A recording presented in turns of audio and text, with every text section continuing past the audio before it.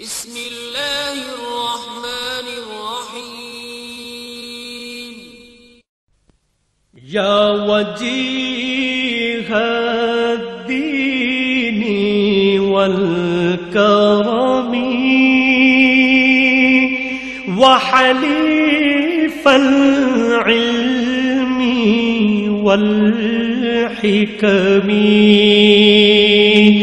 يا وجيه لکه څنګه چې په 12مه صدۍ هجري کې الله تعالی د خپل دینی متین د خدمت لپاره په هند کې د شاه ولی الله خاندان منتخب کړو همدغه رنګ دا کار په موجوده خیبر پختونخوا کې د حضرت می عمر رحمت الله علیه د خاندان په حصہ کې راغلی دی. میا صاحب په کال 1403 هجري په مطابق 1483 عیسوي د راوي په غاړه آباد د بټي قبیلې زوړ ښار فرید آباد کې د ابراهیم ابن کلا خان کرا زیږېدلی و. حضرت می عمر مذهبا حنفي او طریقتاً نقشبندي و. ابا او اجداد یې رستو څو پښتونونه د طریقت سره وابسته و او پرله پسې طریقه چشتیه او طریقه قادریه پیروکار و. د بدنۍ له وجې کلا خان بابا د باجوړ نه هند ته هجرت وکړه. شاهجهان بادشاه هغوی ته فرید آباد کې جاګیر ورکړه. همالته د دوی واده د سید ګیسو دراز د خاندان یوې پاک دامنې بیبي سره وشو او الله تعالی دوی له ابراهیم خان ورکړو. ابراهیم خان همالته فرید آباد کې ځوان شو. هلته د هغوی تعلق د سید خان چوغخیل سره جوړ شو کوم چې په پېښور کې د کات له وجې فرید آباد ته په هجرت مجبور شوی و. سید خان چوغخیل خپل لور ابراهیم خان ته په نکاح ورکړه چې په نتیجه کې د حضرت می عمر رحمت الله علیه غوندې فرزند پیدا شو. د چا د فیوز او برکات له وجې دا سیمه تر ډیره وخته پورې منوره او معطره وه. خو له بده مرغه د پلار سوری د میا صاحب په سر تر ډیره وخته قایم پاتې نشه. کله چې سمکنو کې سید خان ته د ابراهیم خان د وفات خبر ملو شو نو سمدس د فرید آباد په لور روان شو او ځان سره یې خپل لور او نمسی حضرت محمد می عمر او د هغوی رونه محمد عیسی او محمد موسی سمکنو ته راوستل. حضرت می عمر رحمت الله علیه د شروع د حضرت سادی لاهوری رحمت الله علیه سره عقیدت لرلو. د حضرت سادی لاهوری د وفات نه پس د هغوی خلیفہ حضرت شیخ محمد یحیی المعروف اٹک حضرت جی بابا ته متوجه شو او هم د هغوی نه بیت شو. د حضرت جی بابا د مهربانۍ او خاص توجه له کبله حضرت می عمر رحمت الله علیه د راه سلوک ټول منزلونه په کامیابۍ سره سر کړل او د علم و عرفان په اوچت مقام باندې فائز شو.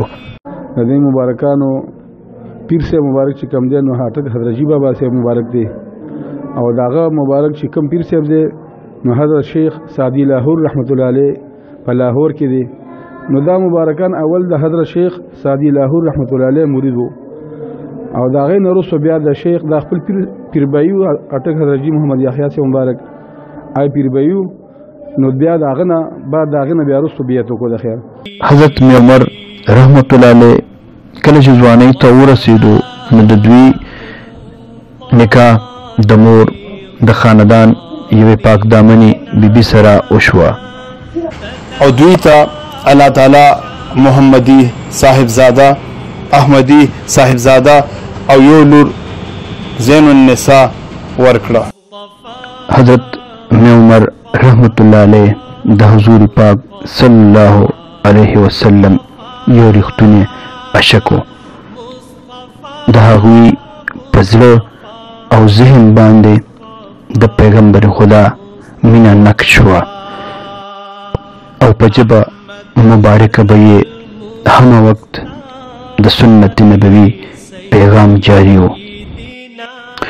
او بلا ناغه به یې د ماسپښین لمانځه نه پس خپله باغچه کې د قرآن او حدیث مجلس منعقد کولو، کوم نه چې به د لرې لرې علاقو طالب علمان مستفید کېدل او چې تیاره به شوه نو د خپل خالق حقیقي سره به په راز و نیاز کې مشغول شو. د دین د پرچار په نیت میا محمد عمر صاحب د متعدد جماعتونو بنیاد ایښی و، خو د څمکنو لوی جومات او پوخ جومات ډیر زیات مشهور دي. د لوی جومات د لاندې میا صاحب د عبادت دپاره یو تهخانه هم جوړه کړې وه. عمر بابا علم چې وکړه نو هغه علم ډېر وسیع علم و. هغه چونکې د خپلې زمانې غوث و، دا لوی لوی علما، دا لوی لوی هغه چې کوم نیکان خلک دا به راتلل، هغه نه به علم زده کولو او تلل به.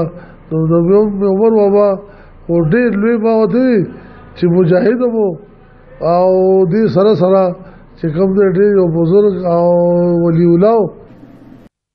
په دغه وخت کې د هندوستان او ایران سیاسی حالات سره سره مذهبي حالات هم خراب وو او په افغانستان او ایران کې مسلمانان د مظلومیت او د وسۍ ژوند تیرولو باندې مجبور وو. په داسې حالاتو کې حضرت می عمر رحمت الله علیه سترګې وغړولې او لوی شو. بیا یې د اصلاح و احوال بیړه په خپل سر واخیسته او د خپل قوم په راه راست راوستلو دپاره یې مسلسل جدوجهد وکړو. د حضرت می عمر رحمت الله علیه کمال فراست دا و چې د بادشاه وخت سره سره د هغه وزرا او عمرا خپل زیر اثر راوستل او د اسلام د اشاعت دپاره یې کمر بسته کړل. خپل کام یې د انتشار نه بچ کړو او د بادشاه وخت په اطاعت باندې یې آماده کړل او مسلمانانو له یې مرکزیت عطا کړو. د شاه ولی الله رحمت الله علیه د میا عمر رحمت الله علیه سره ډیر زیات عقیدت و. کله چې د میا عمر رحمت الله علیه مرید او د پښتنو مشر احمد شاه ابدالي د کفار هند خلاف لشکرکشي کوله نو هم دغه خانقاه نه به ورته امداد او هدایت میلاوېدو. احمد شاه بابا د خپل وخت یو بادشاهي وخت او تکړه بادشاهي وخت عمر هټو باندې ډېرې حملې کړې وي. هغه چې به کله حمله کوله او دلته به راتلو خو دلته به د میا صاحب رحمت الله علیه سره دمه کوله او هغه سره چې به هر څومره لښکر و نو هغه ټول لښکر له به میا صاحب رحمت الله علیه د چیو د روټۍ د اوبو د ملاستې د هر شی بندوبست کولو. میا صاحب رحمت الله علیه ولی الله هم په خپل وخت یو خان یو نواب یو بادشاه هم او هغه به د سره دمه وکړه. دلته نه به میا صاحب نه دعا واخیسته او بیا به لاړو. څوکنو ته به خپې بلخ پې راتلو چې دا د میا صاحب رحمت الله علیه کلی دی او د هغه استانه ده. بیا د هغه مرید خاص شو. د هغې نه پس د خدای پاک هغه ته مطلب دا دی چې داسې یو مقام ورکو چې هغه ټایم احمد شاه او بیا ابدال شو. احمد شاه ابدالي به ورته وي. د احمد شاه بابا نه علاوه نور هم لوی شاهان وزرا او عمرا به د میا صاحب په خدمت کې حاضرېدل. د حضرت میا عمر رحمت الله علیه ټول جیداد وقف دی او د محکمه اوقاف KPK د آمدن لویه ذریعه ده. حضرت میا عمر رحمت الله علیه د الله تعالی په هغه خاص بندگانو کې یو چاله چې الله تعالی د خپلو اسرارو حقایق نه یو لویه حصه ورکړې وه. د هغوی د لاسه ډېر لوی کرامات ظاهر شوي وو. حضرت میا عمر رحمت الله علیه د علم او ادب د میدان سرچینه وه. د پښتو نه علاوه په فارسی او عربۍ کې هم په نثر او نثر کې ډېر زیات کار کړی دی او د متعدد کتابونو مصنف پاتې شوی دی چې پکې المعالي، ظواهر السرایر، توضیح المعانی، شمائل نبوی شامل دي. دې سره سره میا صاحب یو لوی تاریخدان هم د پښتنو نسبنامه یې هم لیکلې ده. د دې کتاب نسخه د لندن په میوزیم کې نن هم موجود پرته ده. د پښتو نه علاوه میا صاحب فارسی عربی کې صوفیانه شاعري هم کړې ده.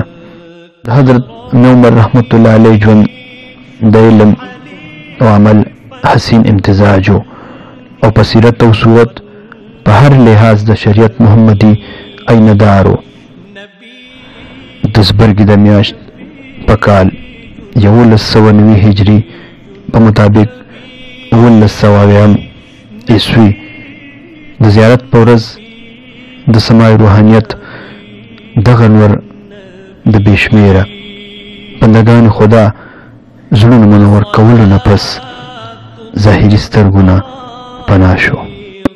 او چرته به چې میا صاحب رحمت الله علیه د ارشاد و هدایت مجلس منعقد کولو همالته د هغوی جست اقدس خاورو ته وسپارلی شو. حضرت میا عمر رحمت الله علیه د هدایت هغه شمع وه چې تر لرې لرې یې نه صرف رڼا خوره وه بلکې بیش بها پتنګان یې هم په مخ د ځمکې موجود لرل.